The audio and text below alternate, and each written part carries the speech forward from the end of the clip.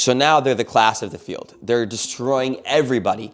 And the only competition left in the Formula One championship that year was the battle between Prost and Lauda.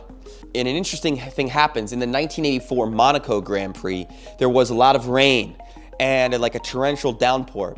And as the race was going on, a young Ayrton Senna in the far inferior Tolman Hart car was plowing his way through the field past Niki Lauda, was chasing down Alain Prost to try and win the Grand Prix in his rookie season.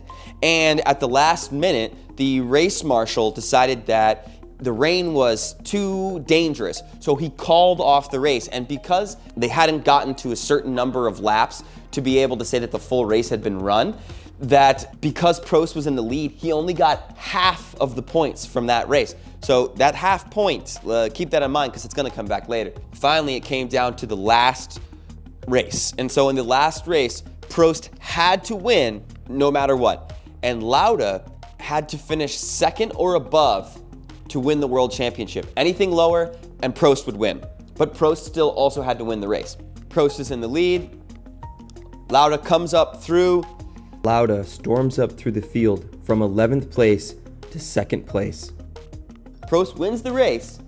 Lauda goes in second, but he won the world championship. And the craziest thing of all was that Prost won 7 races and Lauda won 5, but he still was able to win the world championship. Lauda, in a magnanimous way, actually expressed sympathy to the young Prost. He was the toughest guy to beat, as far as I know, the toughest guy, so therefore this championship is the most important one for me.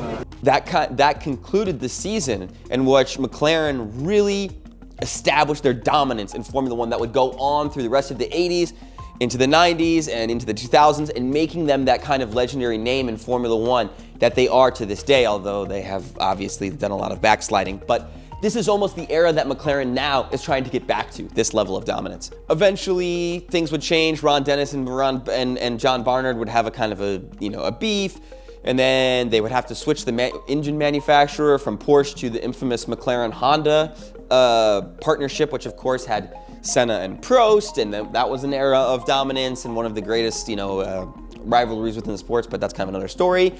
Again, what I just really love about this story is it encompasses all the levels of Formula One. There's so much wheeling and dealing and technological advancement and everything that has to be done before you're able to just get that car on the track to even have a chance to win. And I kind of feel like Ron Dennis was this brilliant architect of it all, being able to get, to do this kind of boardroom, backroom machinations to get the sponsorships and the shareholders and all this kind of stuff and get all that together, then find the right technical people to bring in, then find the right drivers to bring in, and then manage that and keep that all together throughout to really execute this vision. And he's kind of like a psycho with his meticulous nature. I mean this with a compliment.